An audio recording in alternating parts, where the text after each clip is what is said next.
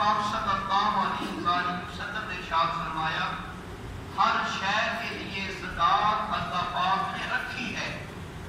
زمین کی بھی زکات ہم شر نکالتے ہیں, دولت کی زکات کی نیت سے ہم نکالتے ہیں, ہر چیز کی زکات ہے.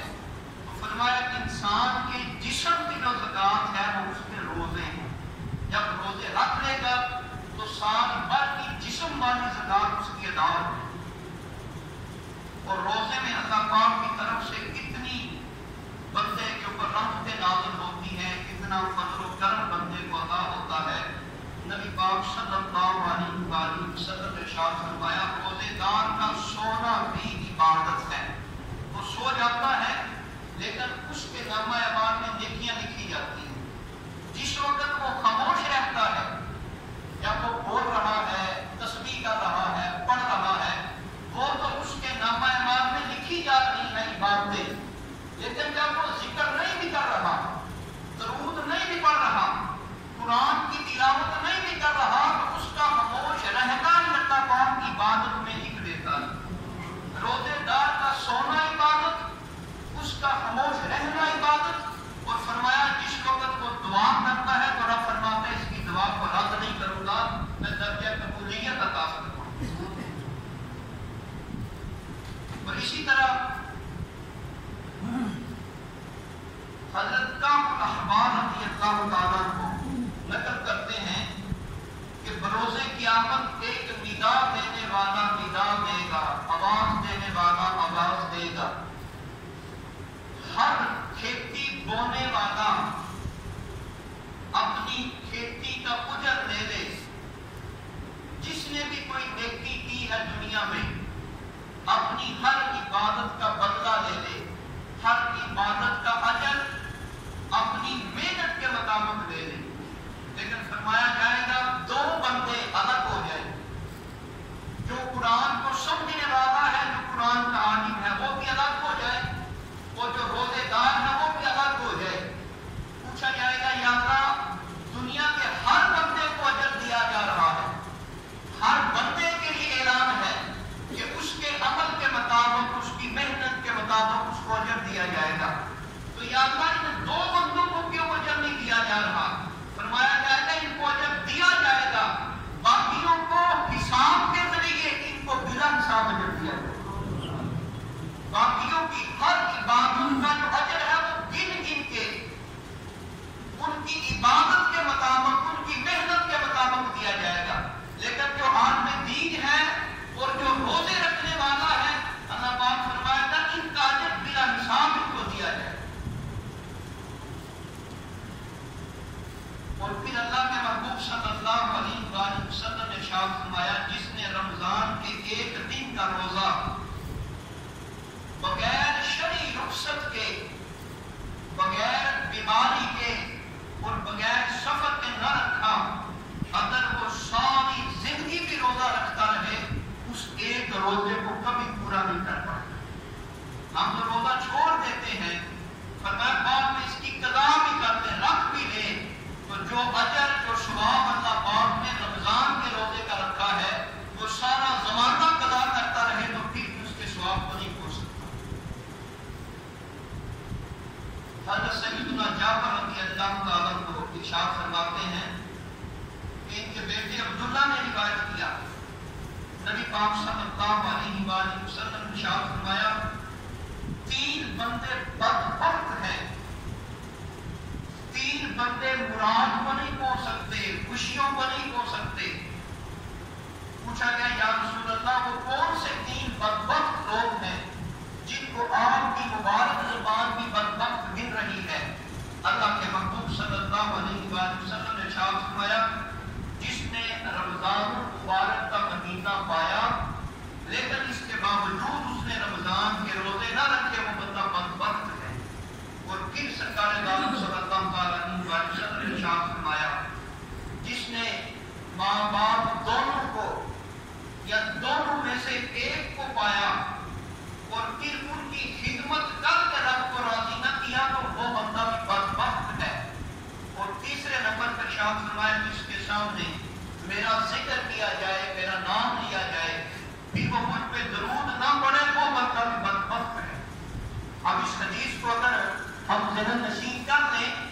ہمارے بہت سارے معاملات جو اٹکے ہوئے ہیں، جن کے بارے میں ہم ٹینشن میں ہیں، وہ حل ہو جاتے ہیں۔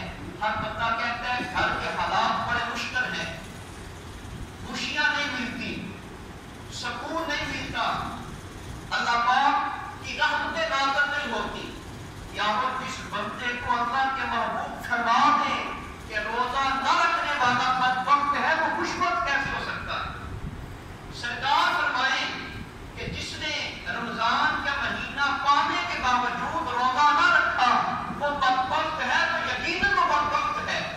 پھر اس کو خوشیاں نہیں مل سکتی، پھر اللہ کی رحمت اس گھر پہ نازل نہیں ہو سکتی، پھر وہ بندہ کمال درجے کی نیکی کو نہیں پہنچ سکتا۔ جس کو رب تعالیٰ کے محبوب فرما دیں کہ وہ بندہ شکی ہے، بدبختی ہے، اللہ تعالیٰ کی رحمت سے محروم ہے، تو وہ بندہ کس طرح کی عزتیں حاصل کرے گا؟ عزتیں تبھی ملیں گی جب ہم روزے رکھیں گے۔ تو روزے کی عبادت کو معمولی نہ جانا جائے، اس کے جو اخروی نقصان ہیں، جو قیامت کے نقصان ہیں، وہ تو اپنی جگہ ہے۔ دنیا میں نقصان یہ ہے کہ اللہ کے محبوب نے فرمایا کہ بندہ بدبخت ہو جاتا ہے جو روزے نہیں رکھتا رمضان کے باوجود۔ اور کریم آقا صلی اللہ تعالیٰ علیہ وسلم نے اسی حدیث مبارکہ کو ایک اور انداز میں ارشاد فرمایا کہ اس بندے کی نام خاک آلود ہو جائے جس نے رمضان کا مہینہ پایا اور اس نے رمضان کے روزے نہ رکھے۔ یعنی ہم اس طرح غصے سے کوئی جملہ بول دیتے ہیں تو عرب میں یہ جملہ بولا جاتا تھا، وہ بندہ اپنی نام کو خاک آلود کر لے جس نے رمضان کا مہینہ پایا لیکن اس کے روزے نہ رکھے۔ روزے کے 3 درجے ہیں، 3 مقام ہیں۔ عام بندوں کا روزہ یہ ہے کہ بندہ صرف کھانے پینے سے اپنے آپ کو بچا لے، یعنی صبح سحری کرے اور سارا دن اپنے آپ کو کھانے پینے سے بچا لے، یہ عام بندوں کا روزہ ہے۔ جو خاص لوگ ہیں ان کا روزہ یہ ہے، مؤمنین کاملین کا روزہ یہ ہے کہ وہ کھانے کے ساتھ ساتھ اپنے جسم کو گناہوں سے بھی بچائے رکھے، غلطیوں سے بچائے رکھے۔ جو اللہ کے سب سے زیادہ مقرب بندے ہیں ان کا روزہ کیا ہے؟ وہ روزے کے ساتھ صرف اور صرف رب کی عبادت کرتے ہیں، سر ہر کام چھوڑ دیتے ہیں۔ جس طرح کا حدیث کریمہ میں آتا ہے جب رمضان کا مہینہ آ جاتا صحابہ کرام اپنے گھر کے سارے کام پہلے کر لیا کرتے تھے، اور جیسے ہی رمضان کا چاند دیکھتے تو رب کی عبادت کے لیے اعتکاف میں بیٹھ جاتے، پھر سارا مہینہ اللہ کی عبادت کرتے۔ خاص لوگوں کا، مقرب لوگوں کا روزہ یہ ہے کہ وہ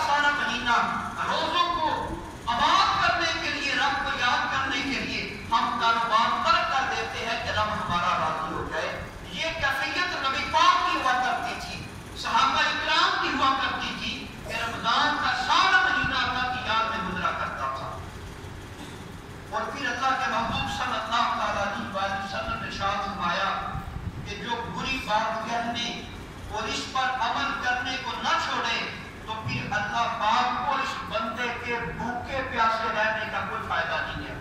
اللہ پاک کو کوئی ضرورت نہیں ہے کہ بندہ بھوکا پیاسا رہے اور ساتھ گناہ بھی کرتا رہے، ساتھ وہ ٹی وی بھی دیکھتا رہے، ساتھ وہ تاش بھی کھیلتا رہے اور لوڈو بھی کھیلتا رہے یا فلم لگا کے بیٹھا رہے کہ یار وقت گزر جائے گا، شام کے وقت افطاری کر لوں گا۔ فرمایا ایسے بندے کے بھوکا پیاسا رہنے کی اللہ کو کوئی ضرورت نہیں ہے کہ روزہ رکھنے کے باوجود گناہ کو ترک نہ کرے۔ اور داتا صاحب رحمۃ اللہ تعالی علیہ نے کشف المحجوب میں لکھا، لوگوں روزہ یہ ہے کہ جب صبح کے وقت تم سحری کھا دو اس وقت زبان کو تالا لگا دو کہ اب ہم نے کوئی شے افطار تک نہیں کھانی، اور صرف زبان کو تالا نہ لگاؤ، ساتھ رب سے وعدہ بھی کر لو کہ یا اللہ اب آنکھ سے سارا دن کوئی گناہ نہیں کروں گا، یا اللہ اب کان سے کوئی غلط بات نہیں سنوں گا، یا اللہ ہاتھ گناہ کی طرف نہیں جائے گا، یا اللہ پاؤں برائی کی طرف نہیں اٹھے گا۔ داتا صاحب نے فرمایا لوگوں یہ بندے کا روزہ ہے۔ صرف زبان کا روزہ نہیں ہونا چاہیے، صرف معدے کا روزہ نہیں ہونا چاہیے، سر سے پاؤں تک ہر چیز کا روزہ ہونا چاہیے۔ یہی انسان کو سکھانا تھا اور یہی انسان کی کاملیت کا مقصد تھا۔ کریم آقا صلی اللہ تعالی علیہ وسلم نے ارشاد فرمایا،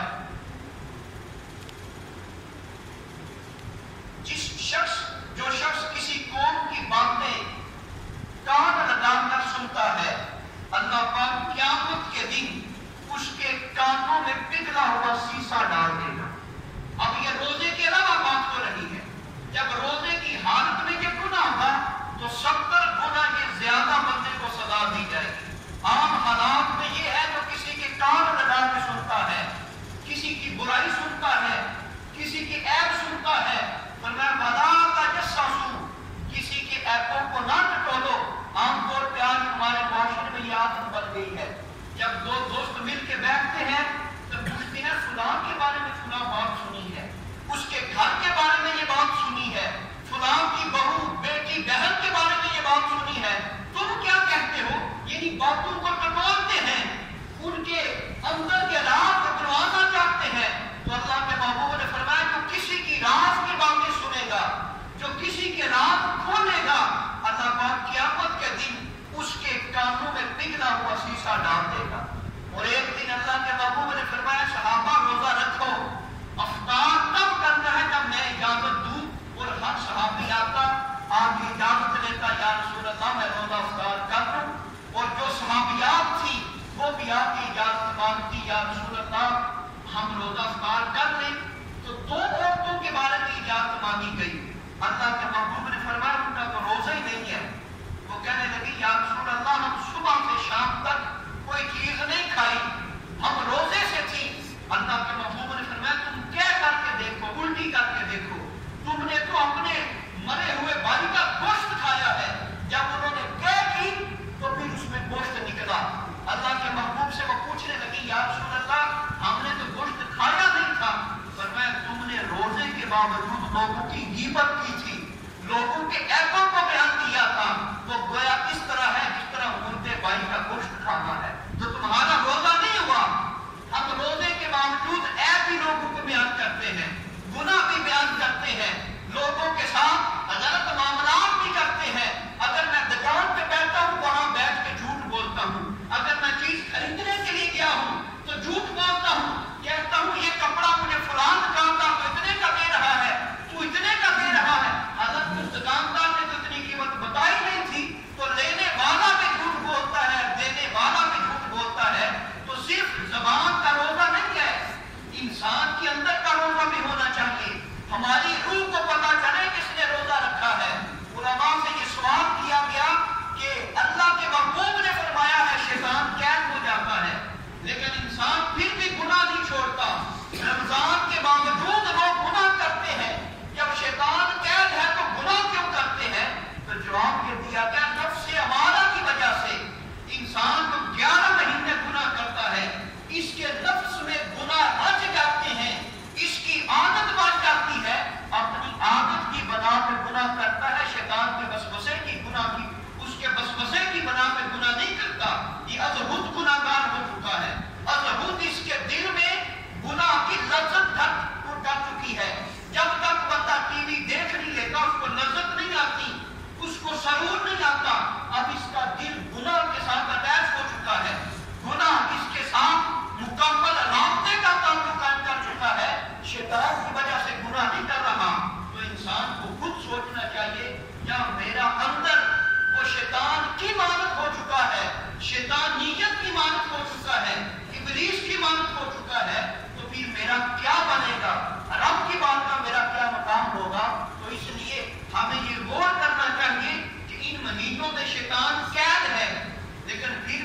اسی طرح گناہ کر رہے ہیں، لہذا ہمارے اندر کی شیطانیت غالب ہے، ہمارے اندر کا جو شیطان ہے وہ حد درجے کا ہیوی ہو چکا ہے۔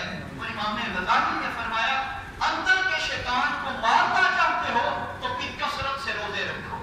سلطان بہو رحمۃ اللہ تعالی علیہ نے فرمایا اندر کے شیطان کو مارنا چاہتے ہو تو پھر بلند آواز سے اللہ کی ضربیں اپنے قلب کے اوپر لگاؤ۔ شاہدات نے فرمایا، بلے شاہ نے فرمایا اگر اندر کے شیطان کو مارنا چاہتے ہو تو پھر لوگوں کے عیب نہ دیکھو، اپنے عیب تلاش کرنا شروع کرو، تمہارے اندر کا شیطان مر جائے گا۔ آج ہمارے اندر کا شیطان غالب ہے، جاگ رہا ہے، اس لیے ہم گناہ کرتے ہیں، شیطان واقعی قید میں ہے۔ اور کریم آقا صلی اللہ تعالیٰ علیہ وسلم کہ ایک پیارے یہ ارشاد فرماتے ہیں، شیخ شرف الدین المعروف بابا بلبل شاہ رحمۃ اللہ تعالیٰ ہے، ان سے پوچھا گیا کہ حضرت آپ 12 مہینے روزے رکھتے ہیں اور اگر آپ افطار نہ کریں، سحر نہ کریں، پھر بھی روزہ آپ رکھ لیتے ہیں، لیکن ہر صبح اٹھ کے آپ سحری کیوں کرتے ہیں؟ اور سحری میں بھی آپ کوئی پروٹھے نہیں کھاتے، دہی استعمال نہیں کرتے اور ساتھ بہت سارے کھانے کا انتظام نہیں رکھتے، صرف چند ایک دو گھونٹ پانی کا بھر کے آپ سحری کر لیتے ہیں، آپ وہ بھی نہ کیا کریں۔ تو آپ نے فرمایا لوگوں سحری کرنا اللہ کے محبوب کی سنت ہے، اور میں یہ جانتا ہوں کہ 1000 سال کی عبادت سے اللہ کے نبی کی ایک سنت پہ عمل کرنا زیادہ افضل ہے۔ ایک طرف 1000 سال کی عبادت اور ایک طرف اللہ کے نبی کی ایک سنت، جس نے ایک سنت پہ عمل کر لیا 1000 سال کی عبادت سے اس بندے نے زیادہ استعمال کیا۔ تو کہا میں تو سنت ادا کرنے کے لیے صبح سحری کرتا ہوں، مگر نہ میرے رب نے مجھے اتنی طاقت دی ہے میں اگر آج پہلا روزہ رکھنا چاہوں تو رکھ سکتا ہوں۔ تو یہ سنت سحری کی بنا چھوڑی جائے، اس سنت پہ بھی عمل کیا جائے۔ کریم آقا صلی اللہ علیہ وسلم نے ارشاد فرمایا کہ سحری یہ اللہ تبارک و تعالیٰ کی طرف سے رحمت ہے۔ اور حضرت سیدنا ناصرہ بن قیس رضی اللہ تعالیٰ عنہ، ان کی وجہ سے یہ سحری کرنے کی نعمت اللہ پاک نے عطا فرمائی، اور یہ اتنا کمال واقعہ ہے کہ اگر بندہ اس واقعے کو ذہن نشین کر لے تو بندہ یہ جان لیتا ہے کہ رب کو بندوں سے کتنا پیار ہے۔ اللہ تبارک و تعالیٰ کی ذات ان بندوں کے دکھ میں کس قدر محتاج ہے، اور اللہ کتنی رحمت فرماتا ہے بندوں کے اوپر اور کتنا پیار فرماتا ہے۔ اسلام کا جب ابتدائی دور تھا تو حکم یہ تھا کہ صبح اٹھ کے کوئی بندہ سحری نہیں کر سکتا، جس وقت بندہ سو گیا پھر کھانا نہیں کھا سکتا۔ افطاری کے بعد جس وقت آپ جاگ رہے ہیں، جب تک جاگ رہے ہیں جتنا کھانا چاہے، جو کھانا چاہے کھا سکتے ہیں۔ اگر افطار کرنے کے بعد مغرب کے بعد جس بندے کی آنکھ لگ گئی اب وہ صبح اٹھ کے سحری نہیں کر سکتا، اسی طرح اس کو روزہ رکھنا پڑے گا۔ یہ عادت بدلی کس طرح؟ یہ اللہ تبارک و تعالیٰ نے ہمیں سحری کرنے کی اجازت کیسے دی؟ یہ ایک صحابی رسول تھے ابن قیس رضی اللہ تعالیٰ عنہ، وہ بڑے محنتی صحابی تھے اور ہر وقت وہ گاؤں میں رہتے تھے۔ ایک دن روزے کی حالت میں سارا دن وہ کام کرتے رہے، جس وقت کھیت میں سخت کام کیا، کام کر کر کے نڈال ہو گئے، اور جس وقت وہ گھر آئے افطاری کا وقت تھا اور آپ روزہ افطار کرنے کے لیے تیار بیٹھے ہیں، ابھی انتظار میں ہیں، سارا دن کام کرتے رہے، سوئے بھی نہیں، تھکاوٹ بھی کمال درجے کی ہے، آپ کی آنکھ لگ جاتی ہے، روزہ اندر سے افطار ہو جاتا ہے، آپ کچھ دیر بعد جاگتے ہیں، انتہا سخت بھوک لگی ہے، بیوی کھانا پیش کرتی ہے، کہا کہ نہیں اگر اب میں کھانا کھاؤں گا تو میرا پچھلا روزہ بھی ضائع ہو جائے گا، صبح کا روزہ بھی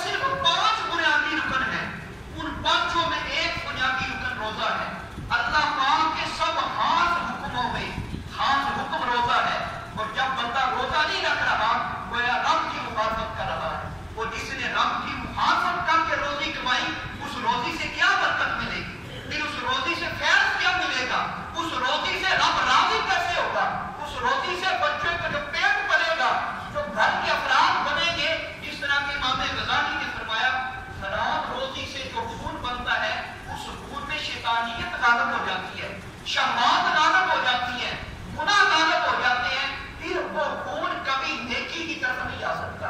तो इसी तरह जो खून हमारी उस रोजी से बने रब की मुखालफत करके, तो बंदे को अपने 11 महीने को मैनेज कैसे करना चाहिए कि यार अगर मैं रमजान का महीना मेहनत ना भी कर सका, अगर मैं कमाई ना भी कर सका, तो अपने बीवी बच्चों का आसानी से पेट पाल सकूं।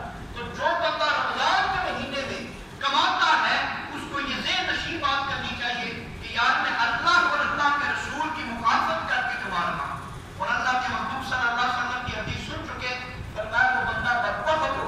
और ये आज की उतरी क्यों थी? वो सहाबी भी अपने दिन बेहोश हो गए थे, इसके बावजूद भी रोजा नहीं छोड़ा। भूख का गलबा इतना था, इस कदर भूख लगी थी कि वो बेहोश हो गए।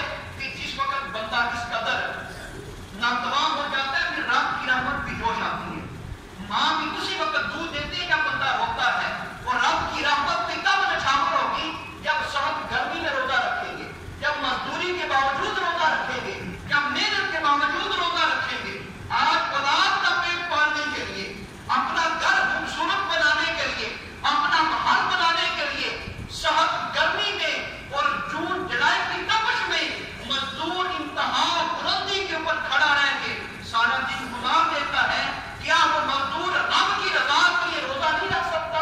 रब को राजी करने के लिए वो गर्मी बर्दाश्त नहीं कर सकता?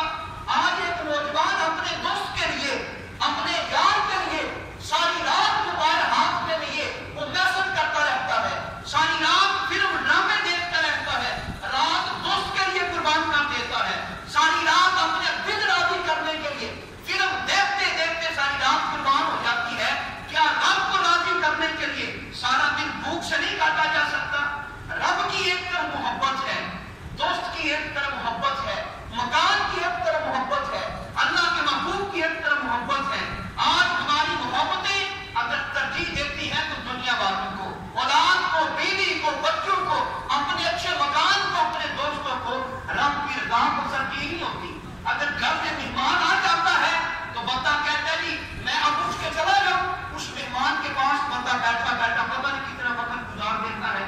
मस्जिद में आके 5 वक्त हम चंद मिनट नहीं बैठ सकते। ये रमजान की कितनी अजीम शहादत बड़ी घड़ियां है।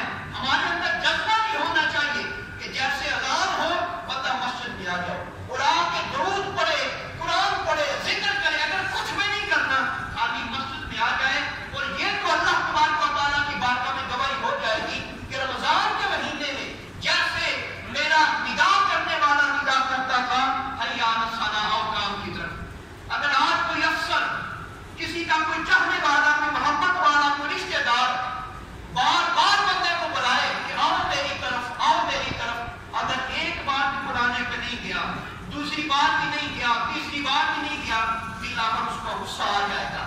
वो दोस्त हो, वो माँ हो, वो बाप हो, उसको गुस्सा आ जाएगा और फिर वो नफरत करेगा। हमें ये सोचना चाहिए दिन में 5 बार बिला लागा रब ताला की तरफ से हमें बुलावा आता है। ये जो मौसम अज़ान देता अपनी मर्जी से नहीं देता, ये अल्लाह ताला की मर्जी से देता है। वो कोई अपनी तरफ नहीं बनाता, वो रब ताला का पैगाम आपकी तरफ देता है, हय्या अला सलाह, नमाज की तरफ, हय्या अला फलाह, और कामयाबी की तरफ। वो अल्लाह का पैगाम दे रहा है, वो रब का वकील है, वो रब की तरफ से सद्दा आपको दे रहा है, वो रब की दावत आपको दे रहा है। अगर किसी गांव के चौधरी ने कोई अपना वकील बना के किसी के पास भेज दिया हो कि चौधरी साहब आपको बुला रहे हैं, वो घर में बैठे हैं, ये रुपया उन्होंने दिया है, ये दावतनामा दिया है, बंदा दावतनामा ले और रख दे। फिर चौधरी साहब को काम है वो फिर पैगाम दे दे, बंदा फिर ना आए, फिर ना आए, बार बार ना आए, तो वो अपने बंदों में से उसका नाम काट देगा, अपनी मोहब्बत उससे खत्म कर देगा। तो ये भी बंदे को सोचना चाहिए, अगर हम काम के लिए फैक्ट्री में 1-2 दिन बगैर पूछे ना जाए, वो मालिक नाराज हो जाएगा। और कभी ये भी होना चाहिए कि जो रब हमें दिन में 5 बार बुलाता है, अगर उसकी बारगाह में ना जाएंगे वो नाराज हो जाएगा। अगर वो मालिक नाराज हो गया तो आपकी सारी दुनिया तबाह हो जाएगी। अल्लाह के महबूब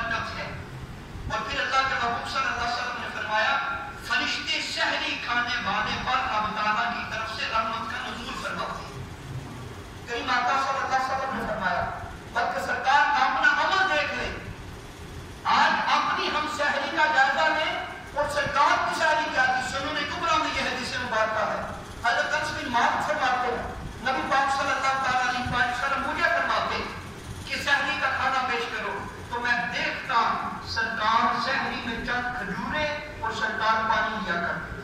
یہ سرکار کی شیلی ہوتی تھی.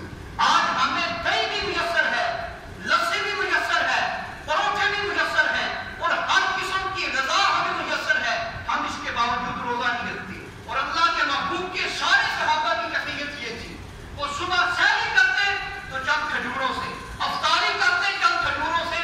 غربت اتنی تھی, اللہ کے محبوب کے اپنے گھر میں 3 دن تک چولہا نہیں جلتا تھا, اس کے باوجود روزے رکھا کرتے تھے. اور روزوں کے باوجود کافروں سے جنگ بھی کیا کرتے تھے, روزے کے باوجود کھیتی باڑی بھی کیا کرتے تھے, روزے کے باوجود کھجوروں کے اوپر چڑھ کے کھجوریں بھی توڑا کرتے تھے.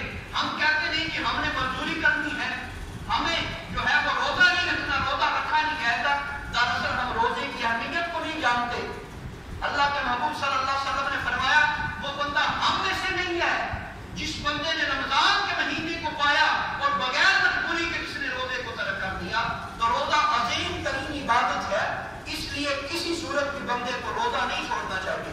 اللہ کے محبوب نے فرمایا جس کسی نے غازی یا حاجی کو اس کا ذات راہ دیا, یا جس بندے نے افطار کرنے والے کسی روزہ دار کو افطار کروایا, تو اللہ پاک اس بندے کو بھی اتنا اجر عطا فرمائے گا جس نے افطار کروایا. اور کریم آقا صلی اللہ علیہ وسلم نے فرمایا روزہ دار کے لیے آسمان سے فرشتے ہر لمحہ دعائیں کرتے رہے. تو یہ روزہ عظیم ترین عبادت ہے, اس کو ترک کرنا سخت تر عذاب ہے. کریم آقا صلی اللہ علیہ وسلم نے جہنم کا ایک لمبا تذکرہ فرمایا, جس میں سرکار نے فرمایا کہ جو روزے نہیں رکھتے تھے جہنم کی سب سے گہری وادی میں ان کو ڈالا جا رہا تھا. تو یہ روزہ رکھنا اسلام کا فرض اعظم ہے, عظیم ترین رکن ہے. جس نے کسی بھی چیز کے رکن کو کینسل کر دیا گویا کہ اس چیز کی عمارت کو اس نے ڈھا دیا. تو روزہ رکھنے کے سلسلے میں خلقی سستی نہ کی جائے. یہ عظیم دن ہے, برکت والے دن ہیں, تو کوشش کیا کرے اس وقت اذان ہو جائے یہ کتاب یہ پڑھے ہیں, ان میں جتنے کتاب سے پڑھنا چاہیں گھر لے جانا چاہیں اس کی بھی اجازت ہے. باہر کتاب سے پڑھے ہیں ان کو پڑھیں, دل کرے گا مزید نیکی میں رغبت کرنے کے لیے. تو جب بھی آپ کو فرصت ملے آپ مسجد میں آ جائیں. اعتکاف